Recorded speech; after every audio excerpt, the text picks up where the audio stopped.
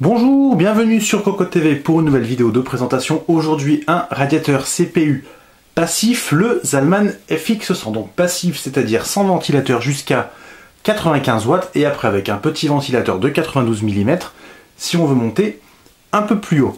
Le produit, il arrive dans cette boîte, donc une boîte noire avec toutes les informations techniques, des informations qui sont très intéressantes, notamment ici, la hauteur par exemple, 157 mm seulement pour 156 de large de chaque côté, donc vraiment presque un cube parfait en termes de dimension, avec 4 head pipes qui partent de la base et d'autres qu'on découvrira un tout petit peu plus tard quand on s'occupera du produit en lui-même. À l'intérieur, il y a le bundle.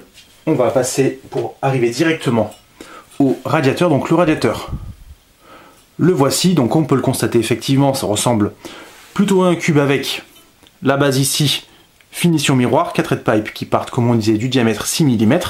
Une base qui est légèrement excentrée, tout simplement pour assurer une compatibilité avec les éléments autour du socket, mais on reviendra dessus un tout petit peu plus tard. Nous avons ici des ailettes en aluminium avec là du plastique sur chaque coin qui protège les head pipes.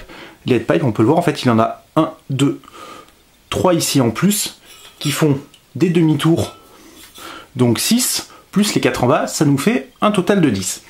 Techniquement, le produit se présente comme ceci. Le voici sur une carte mère. Donc comme on peut le constater au niveau de la mémoire, nous avons quand même pu mettre de la Patriot avec un radiateur plutôt grand. Ici, le PCI Express n'est pas bloqué.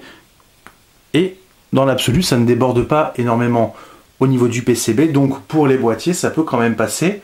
Ça ne devrait pas toucher le haut. À l'intérieur, nous avons deux petites tours avec deux head pipes. C'est ici qu'on va glisser, si besoin, un ventilateur de 92 mm qui sera maintenu par des griffes qui vont se bloquer de chaque côté. Et enfin, donc là, nous avons enlevé le petit top avec le logo Zalman Cube qui était maintenu par 4 vis et qui nous permet de découvrir la structure du radiateur. Donc voilà exactement comment c'est conçu. En fait, nous avons le caloduc qui va monter et ensuite 3 autres vont être soudés directement dessus.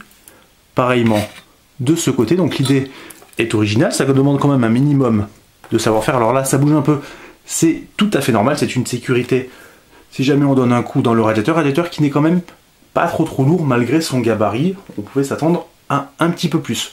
Au niveau du tarif, c'est du passif, la conception est particulière, ça coûte relativement cher, on se situe à 85 € pour la France.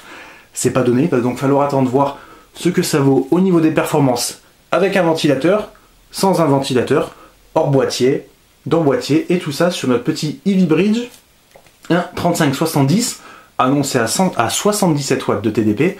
On va aussi le passer sur du 95 watts avec un 750, toujours de chez Intel, voir un peu ce que ça donne, sans overclocking bien entendu, puisque ce n'est absolument pas le but de ce type de radiateur. Là on va partir sur une configuration 100% fanless, ou presque, puisque dans un boîtier on verra si ça tient ou si ça ne tient pas, s'il faut rajouter un ventilateur, à quelle vitesse. Bref, on va s'occuper de tout ça. Par la suite d'ailleurs on fera un petit dossier sur le fanless, voir si on peut jouer, si on peut travailler, s'il faut quand même des ventilateurs. Bref, on va s'occuper de tout ça dans un premier temps. Le radiateur très prochainement. Au revoir.